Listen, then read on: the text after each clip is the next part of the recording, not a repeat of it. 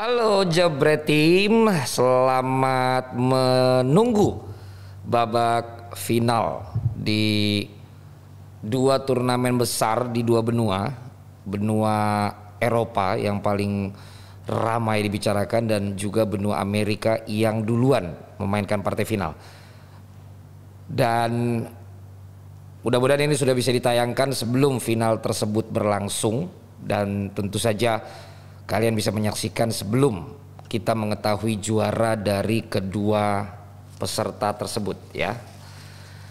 Orang pasti memprediksikan apakah Brazil atau Argentina, kemudian yang kedua adalah apakah Italia atau Jerman. Salah, Italia atau Inggris ya. Penonton Inggris jangan langsung marah ya kan. Oke, jadi ini masker kok nggak lurus-lurus ya. Ternyata satu talinya putus ya. Sudah. Jadi gua mau share yang sedikit berbeda sekali lagi. Gua di sini mau mengatakan bahwa yang memenangkan kedua turnamen tersebut adalah S3 marketing dari penyelenggara ya. Karena ini udah pasti menjadi final yang menguntungkan dalam suasana pandemi Covid dengan segala keterbatasan yang ada. Bahkan di Copa mereka sama sekali nggak ada penonton satupun. Kalau di Eropa karena banyak negara, ada negara tertentu yang bisa 10%, 20% dari stadion. Bahkan di final untuk Inggris nanti itu 100% boleh terisi. Dengan segala aturan baru yang mengatakan bahwa kemungkinan dari Italia hanya boleh 1.000 orang dari sekitar 80.000 kapasitas yang ada. Jadi sekali lagi bagi gua bukan lagi tentang apakah Brazil atau Argentina, tetapi ataupun juga Inggris atau Italia, tapi ini adalah kemenangan dari penyelenggara, kemenangan dari UEFA, kemenangan dari CONMEBOL dan para S3 marketing yang memasarkan kedua turnamen ini.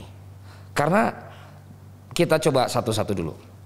Kita ngomong tentang benua Amerika ya. Tidak terlalu ramai dibicarakan karena bareng sama Piala Eropa, jam tayangnya juga di Indonesia itu pagi-pagi, walaupun Indosiar menayangkan dari awal sampai dengan akhir tanpa penonton. Itu membuat juga keseruan dari para pemain Amerika Latin ketika selebrasi gol, ketika melakukan aksi-aksi itu tidak ada yang berteriak, tidak ada yang bersorak. Itu membuat sedikit bahkan banyak berpengaruh terhadap pemain-pemain yang ada. Karena gue membawakan dari babak perempat final, kelihatan banget pemain-pemain itu berbeda ketika ada puluhan ribu penonton yang menyaksikan. Apalagi mungkin mereka juga ngelihat teman-teman yang di benua Eropa mulai disaksikan oleh banyak supporter.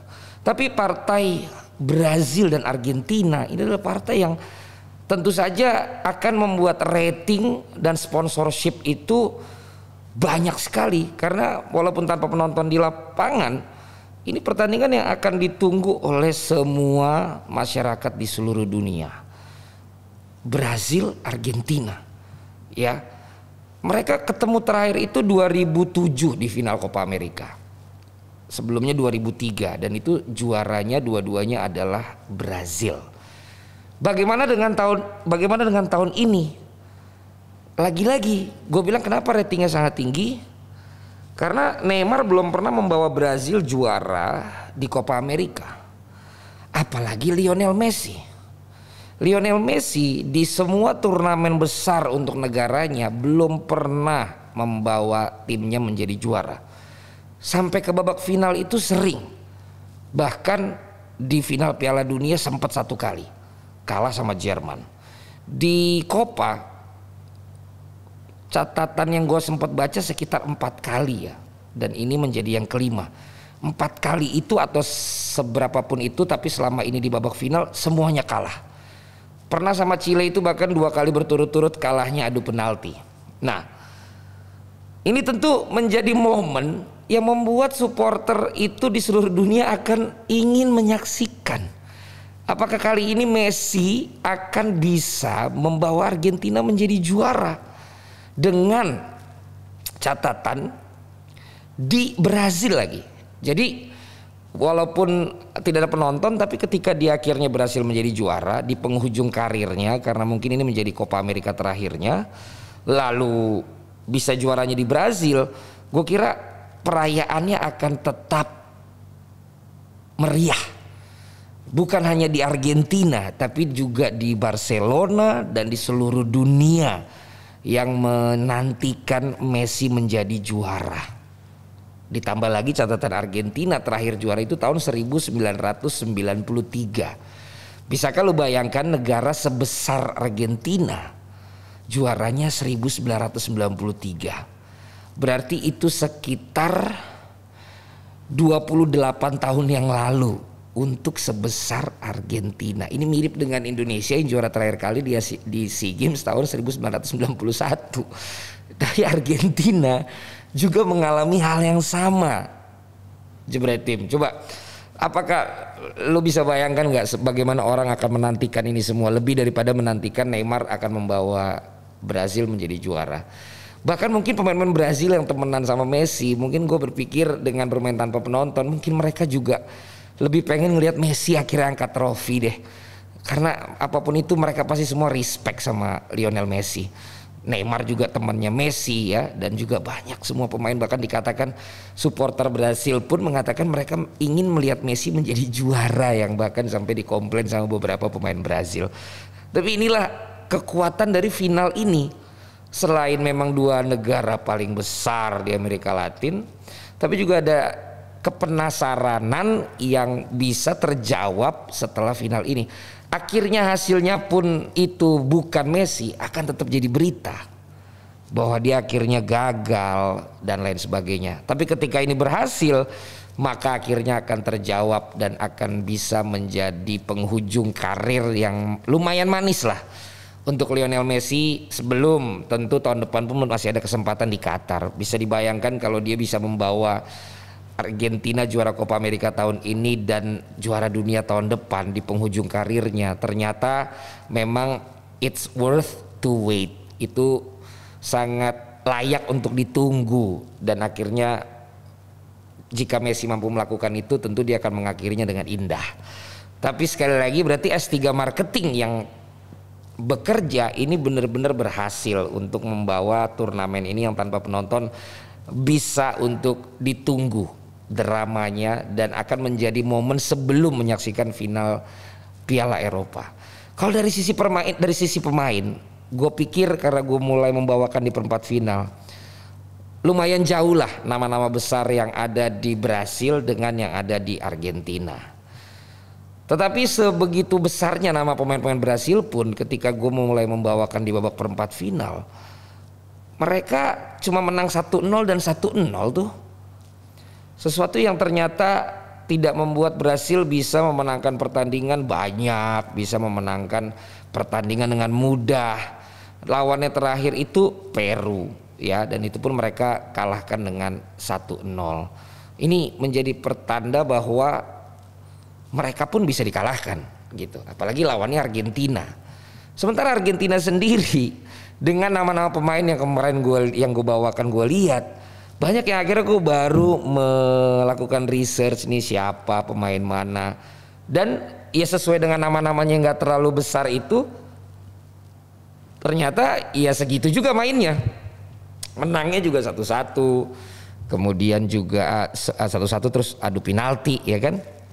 Dan sebelumnya juga memang menangnya besar lawan Ekuador, tapi setelah menit 80 gitu. Jadi ini satu tim besar tapi tidak bisa maksimal. Brasil satu lagi tim besar tapi memang segitu aja dan mengandalkan Messi banget. Jadi faktor Messi ingin menjadi juara akan menjadi motivasi yang besar bagi Messi dan teman-temannya untuk bisa mengakhiri karir Messi dengan indah.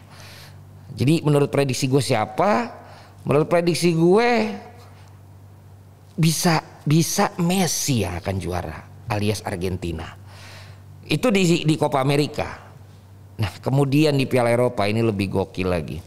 Keputusan UEFA untuk menambah kuota dengan catatan ingin memberikan kesempatan ke negara-negara yang kalau kuotanya terbatas tidak akan lolos terus, ternyata kan berhasil.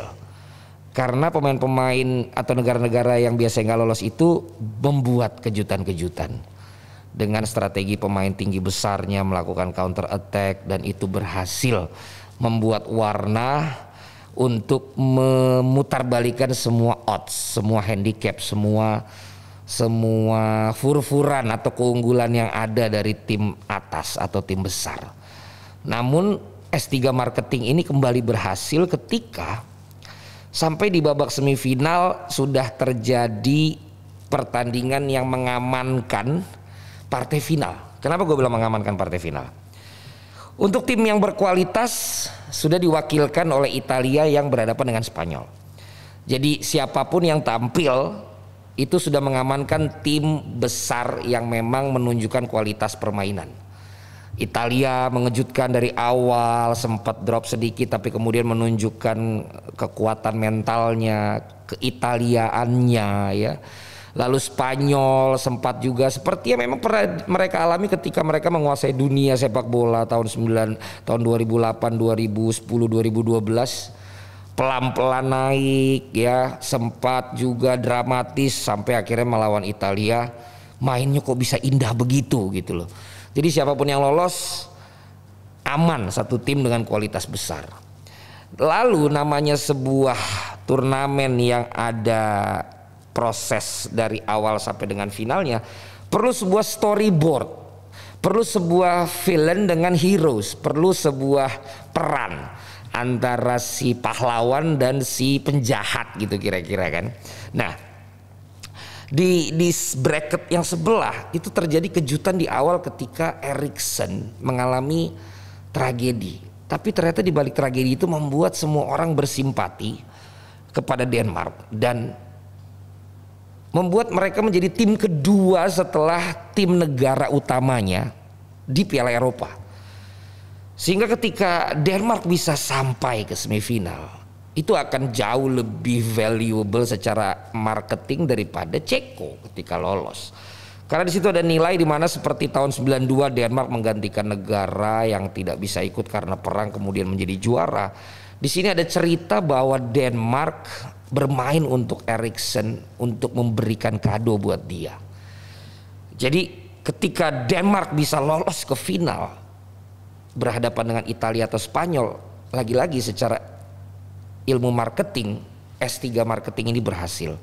Karena yang satu adalah tim yang berkualitas dan yang satu adalah tim fairy tale, tim yang seperti dongeng, tim yang underdog tapi punya kisah sehingga bisa lolos, sehingga penonton pun akan tetap memberikan dukungan selain daripada tim yang di final satunya pasti kepada Denmark untuk memberikan momen yang indah seperti itu. Dan ditambah Kasper Schmeichel juga punya cerita itu di Leicester dan di press conference juga mengeluarkan statement yang sangat gokil untuk mengatakan bahwa emang pernah Piala Eropa coming home ke Inggris karena kan waktu itu Piala Dunia. Jadi secara marketing udah aman kalau Denmark lolos. Nah apalagi kalau Inggris yang lolos. Karena kalau Inggris yang lolos, Inggris ini dilihat dari secara market value liganya adalah market value yang paling besar di seluruh dunia, dengan hak siarnya, dengan news value-nya, dengan dramanya, itu semua ada di Inggris. Yang kurang apa? Tim nasionalnya selalu nggak berbanding terbalik dengan harga dari pemain-pemainnya, dengan pemberitaannya, dengan dramanya. Lah kok dia bisa ada di semifinal tanpa kebobolan gitu loh. Dengan permainan yang menurut banyak orang, apakah secara objektif ataupun juga memang karena subjektif, ya mereka bisa lolos bukan karena permainan yang bagus, bukan dengan taktikal yang keren gitu, tapi ya lolos. Tapi inilah turnamen, siapapun yang lolos itu yang terhitung, itu yang akan terekam, itu yang akan menjadi bagian dari sejarah itu. Nah Inggris tidak pernah lolos ke final Piala Eropa. Terakhir di Wembley 96 mereka kalahnya menghadapi Jerman di semifinal. Dan kalaupun juara itu di Piala Dunia tahun 1966. Jadi ketika Inggris lolos ke babak final, ini bahkan lebih besar lagi daripada ketika Denmark lolos. Walaupun kalau Denmark lolos pun sudah aman secara marketing ini. Inggris lolos, maka ini terjadi sebuah omongan di seluruh dunia yang menginginkan melihat Inggris juara untuk pertama kalinya. Di sisi lain ingin mendoakan Inggris jangan juara supaya going home bukan coming home, dan membuat para anti pendukung Inggris ini kemudian berkoar. Tapi kalau Inggris juara maka penonton Inggris akan lebih berkoar lagi. Jadi siapapun yang menang antara Inggris Italia ini udah pasti seperti Copa America. Sebelum finalnya sudah ramai, setelah finalnya pun tetap enak untuk digoreng. Diberitakan Inggris kalah maka akan terjadi keramaian dari pendukung yang bukan Inggris. Syukurin lo, makanya emang lo begini-begini. Tapi kalau sampai Inggris menang bisa dibayangkan para pendukung Inggris dengan ke menarsisannya dan segala macam bakal gokil-gokilan juga untuk bikin berita. Dan menurut gue dimaklumi dengan kondisi pandemi seperti sekarang, dengan keterbatasan itu pemberitaan yang bisa meng-engage dengan para penonton itu sangat diperlukan. Makanya para marketing dari dua turnamen ini gue bilang berhasil. Terus mainnya di Wembley, waduh, terus katanya cuma 1.000 buat pendukung Itali. Bisa lu bayangkan gak 79.000 penonton Inggris dengan 1.000 penonton Itali. Nah kemarin aja sempat goyang kameranya kan karena waktu lawan Denmark. Dan gimana nanti di babak final. Makanya semua odds sepertinya kalau emang ini gak ada handicap pasti akan ke Inggris. Terus kalau Italia juara gimana? Italia juara ya tadi gue bilang pendukung anti Inggrisnya juga akan rame, dan Italia juga kan punya basis massa yang sangat besar di Italia dan di seluruh dunia. Kita harus ingat loh, di Indonesia liga yang kita tahu dari dulu adalah Liga Italia dengan RCTI-nya dan Liga Inggris dengan SCTV-nya zaman dulu kalau kalian ingat. Dan ternyata dua negara ini bertemu di final 2021 ini. Wow. Ini benar-benar luar biasa guys. Jadi memang kalian harus nonton karena kita nggak akan pernah tahu ini siapa juaranya. Lagi-lagi juara ini menurut gua nggak bisa lagi diukur dari kekuatan pemain, taktikal dan lain-lain, karena banyak sekali faktornya yang akan menjadi penentu di sini. Bisa jadi gol hoki, bisa jadi gol yang diuntungkan, ya kan. Kalian ingat kan Sterling menjadi pemberitaan bahwa dia diving and whatsoever, wasit menunjuk, kemudian sempat ditangkap Kasper Schmeichel dan tetap masuk guys. Inilah turnamen gitu loh. Lu mau hina kayak apapun juga ketika itu udah jadi gol, ya itu akan jadi gol. Dan ketika itu akhirnya mereka gagal di final, akan disumpahin. Kalau akan menang di final, ya akan tetap mereka yang jadi juaranya. Bisa ingat kan Maradona dengan gol dengan gol tangan Tuhannya, tetap malah menjadi hands of God gitu kan. Jadi kita mau habisin argumentasi di Sterling itu nggak akan membuat Inggris nggak lolos ke babak final.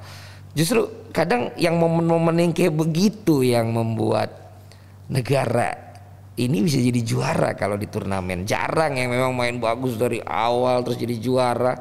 Spanyol pun sempat kalah sama Swiss kan, baru akhirnya jadi juara. Portugal nggak pernah menang di babak penyisihan, habis itu selalu extra time tapi jadi juara. Yunani, nggak, siapa yang mikir Yunani pasti main serangan balik, pasti lawan ini kalah, menang, lawan ini kalah, menang, lawan ini kalah, menang. Denmark yang tadi gue bilang gantiin negara Kroasia ya atau Bosnia gitu, akhirnya jadi juara. Terus ya itu tadi si Jerman ngalahin Inggris di kandangnya sendiri pas adu penalti di Wembley. Jadi nggak akan bisa kita tebak guys. Nah kalau ngelihat dari sisi permainan Italia lebih bagus, tapi dari sisi story dan dari sisi turnamen dengan segala drama yang sekarang ada, bisa jadi cenderungnya ke Inggris. Tapi itu bukan wewenang gua karena gua udah dalam banget selama Euro ini, jadi gua nggak usah sok-sok kasih tahu siapa yang bakal ini karena kacau banget. Tapi yang jelas ini S3 marketing luar biasa. Nanti kita akan coba lihat analisa-analisa kalkulasi mereka yang mereka bisa dapatkan dari profit, dari income, dari hak siar, dari penonton yang datang, dari pemberitaan dan lain sebagainya. Karena ini dua final idaman menurut gua di masa sekarang untuk dua turnamen yang berbarengan. Yang satu Brasil lawan Argentina, yang satu Italia lawan Inggris. Duh, luar biasa guys. Dan ini mudah-mudahan jadi pembelajaran juga buat kita-kita nih yang bersiap juga untuk menjalankan Liga 1, Liga 2, bahwa di luar daripada keterampilan para pemain yang ada, tapi kemampuan untuk memasarkan dan menjual value itu sangat penting. Termasuk pesan gue untuk teman-teman presenter dan komentator olahraga. Dengan tayangan yang begitu besar seperti sekarang, sangat disayangkan kalau teman-teman gua ini tidak bisa untuk memasarkan dirinya, untuk memberi personal added value dalam dirinya sepanjang turnamen ini ya.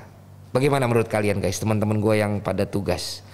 Apakah ada yang kalian ingat dengan siaran mereka selama ini?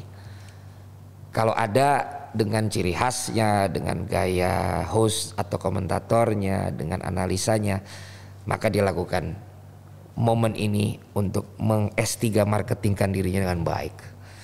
Tapi kalau ternyata nggak ada, ya sangat disayangkan ya, karena kita tetap kontennya sepak bola, tapi tetap kita juga bisa untuk memasarkan diri kita dan menjual diri kita.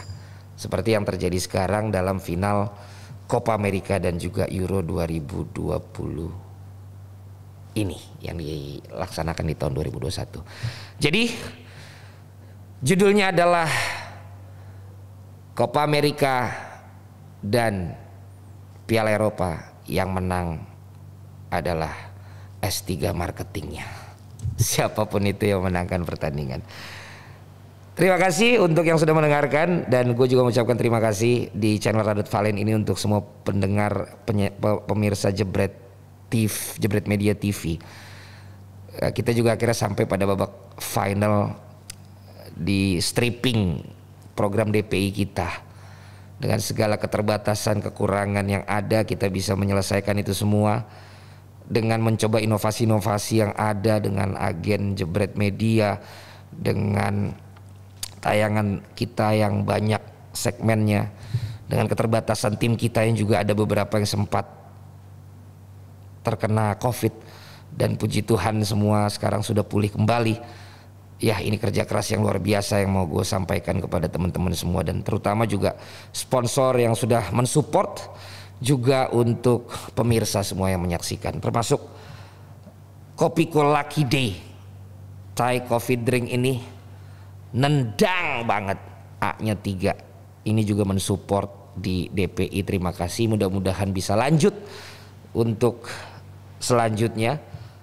Dan spesial juga tentunya gue juga mau mengajak teman-teman semua nanti untuk bisa menunggu Jebret Media Conference yang akan sharing tentang segala macam yang ada dalam dapur kita semua di sini untuk kita bagikan ke kalian semua. Thank you semua yang sudah menyaksikan. Kalau teman gue itu bilang thanks for watching, kalau gue bilang ya udah, pokoknya makasih dah ya.